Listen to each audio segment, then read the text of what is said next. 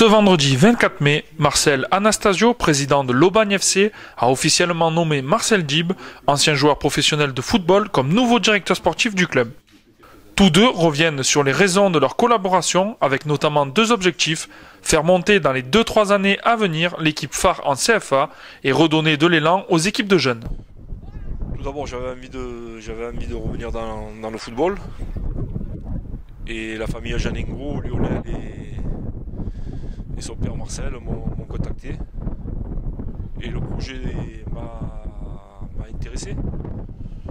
Donc après, avec le président Anastasio, on a un petit peu avancé sur ce que je devais faire dans le club.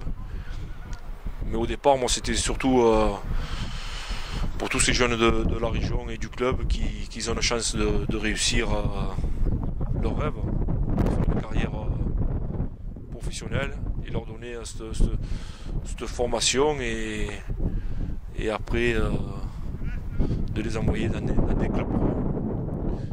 Et la locomotive, c'était la CFA2, essayer parce que c'est pas facile, dans les 2 ans ou 3 ans à venir, de remonter en CFA. Et ce sera un rôle très simple,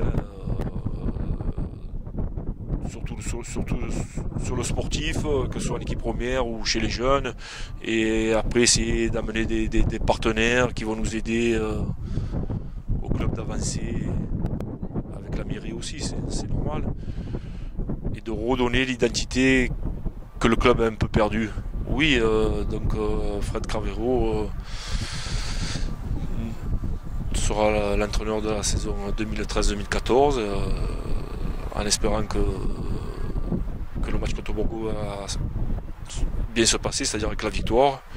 Et c'est un entraîneur qui connaît bien son équipe, et on va discuter, donc je vais l'aider à avancer, à améliorer l'équipe, et voilà, amener comme j'ai dit, mon expérience, et d'amener aussi la gagne à ces joueurs qui peut-être peuvent faire aussi monter l'équipe 1. Est-ce que vous avez prévu des arrivées de joueurs ou même de partenaires justement pour ce club-là? Oui, avec Fred, on va discuter pour les 3-4 arrivées. Bon, il les a déjà dans le collimateur, et après on va voir par rapport à l'enveloppe qu'on aura pour recruter ces joueurs. On sait que bon, c'est pas facile, il y a des clubs de la région il y a de la concurrence.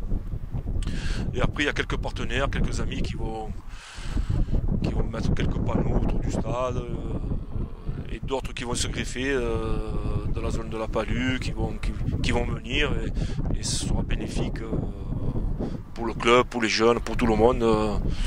Surtout, le club sera gagnant. Alors, président, bonjour. Alors, comment en êtes-vous arrivé à faire signer Marcel Dib en tant que directeur sportif? Alors, c'est parti sur une anecdote que je vous raconte. C'est en définitive, et je crois qu'il y a à peu près 2 mois et demi, il y a un article dans la presse, donc l'équipe, où Marcel a été interviewé. Il disait qu'il serait bien revenir dans le monde du football, d'un club amateur, voire régional. Et là-dessus, un de nos collègues, Lionel Janengro, l'a appelé, lui dit: tiens, j'ai vu dans la presse que, et Aubagne, qu'est-ce que ça vous irait?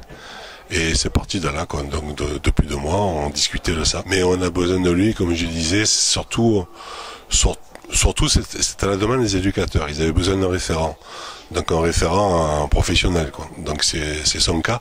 Il va être là pour pouvoir les aider, les conseiller, entre autres, quoi. Ça, ce sera un plan, on va dire, entraîneur. Et ensuite, on avait besoin aussi d'une personne comme lui, peut-être pour fidéliser un peu nos jeunes, avec des parents qui rêvent et qui verraient leur gosse devenir professionnel avant l'heure, quoi. Donc c'est un point de fixation pour nos jeunes, et peut-être quelqu'un qui va nous permettre d'attirer d'autres jeunes dans nos structures. Donc là, bon, comme disait Marcel, on s'essouffle un peu. On avait un peu trop de concurrence des clubs voisins qui s'étaient structurés eux également. Et donc il nous fallait quelqu'un un peu de médiatique, peut-être pour pallier à ces problèmes-là, quoi. Un joli coup réalisé par l'AFC qui profitera forcément de l'expérience de l'ancien capitaine de l'Olympique de Marseille. quoi.